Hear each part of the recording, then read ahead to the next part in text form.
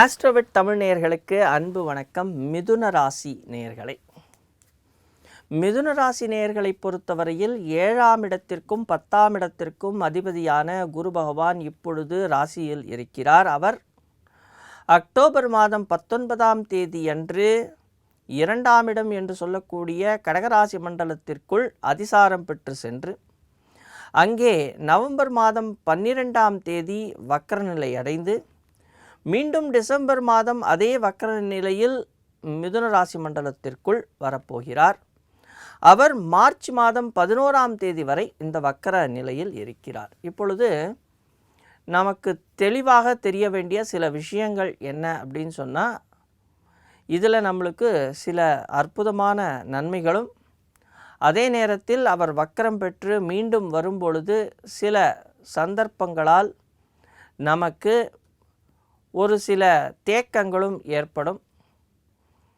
இது அவர்களுடைய சுய ஜாதகத்தை பொறுத்தும் வேலை செய்யும். அதே நேரத்தில் கிடைக்கக்கூடிய தசாபுத்திகள், அந்தரம் இவற்றை வைத்து கொண்டும் இந்த பலன்களை நாம் ஒரு ஜாதகத்திற்கு தனிப்பட்ட முறையில் பார்க்க வேண்டும். இது ஒரு பொது பலன். இப்போது குரு பகவான் என்பவர் 2ஆம் இடத்திற்குள் செல்கிறார். அது அவருடைய உச்ச வீடு. இந்த உச்ச வீட்டிற்குள் அவருடைய சுய நட்சத்திரத்தில் பயணிக்கிறார்.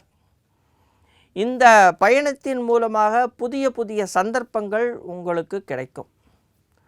அதே நேரம் சில இன்வெஸ்ட்மெண்ட் செய்கிறது, ஒரு சில நேரங்களில் நம்மளுடைய பொருட்களை வாங்குவது அல்லது ஆடை ஆபரணங்களை வாங்குவது, சேமிப்பது போன்ற குணங்கள் தோன்றும்.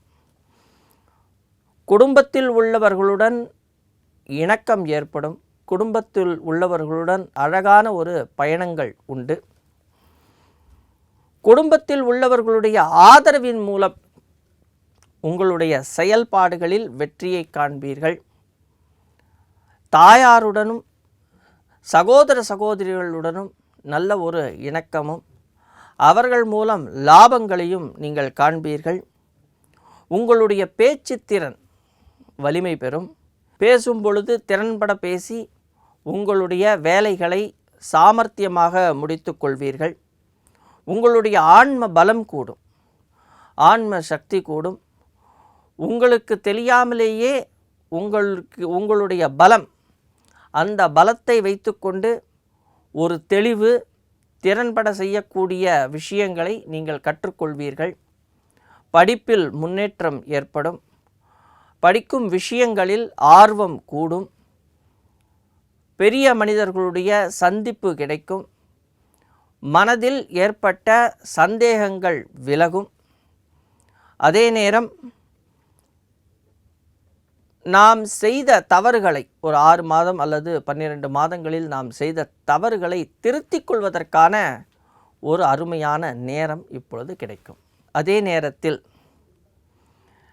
வக்ரம் பெற்று இருக்கும் பொழுது நமக்கு தெரியாமலேயே நம்முடைய பலம் அல்லது நம்மளுடைய சக்தி நமக்கு தெரியாமலேயே போகும். இதனால் ஒரு குழப்பமான சூழ்நிலைகள் தோன்றும். பேசும் பொழுதோ அல்லது கவனக்குறைவாகவோ சில காரியங்களை நாம் செய்ய வேண்டிய நிர்பந்தம் ஏற்படும். அவ்வாறு ஏற்படாமல் நாம் மிக சாமர்த்தியமாக செய்ய வேண்டிய கட்டாயம். சில நேரங்களில் வாக்குவாதங்கள் தோன்றும், கருத்து வேறுபாடுகள் தோன்றும். வண்டி வாகனம் அல்லது வீட்டு உபயோகப் பொருட்களின் மூலமாக செலவுகள் ஏற்படும். உடல் ஆரோக்கிய விஷயத்தில் கவனம் வைத்து கொள்ள வேண்டும். ஜீரண சக்தி போன்றவை குறையும். அதே நேரம் ஒரு விதமான சோம்பல்தனம் மனதில் தோன்றும். எந்த ஒரு வேலையும் துரிதமாக முடிக்க முடியாமல் போகும். ஒரு சில காலகட்டங்களில் நம் அண்டை அயலாருடன் இருந்து வந்த இணக்கங்கள் சில நேரம் அதாவது நம்மளுடைய வாக்கின் மூலமாக, நாம் பேசக்கூடிய வாக்கின் மூலமாக அது சண்டை சச்சரவுகளில் முடியலாம். இதை கொஞ்சம் கவனத்தில் வைத்துக்கொண்டு நமக்கு இந்த எதிர்மறையான விஷயங்கள் உள்புகாதபடி நாம் நம்மை பாதுகாத்து கொள்ள வேண்டும். நன்றி, வணக்கம்.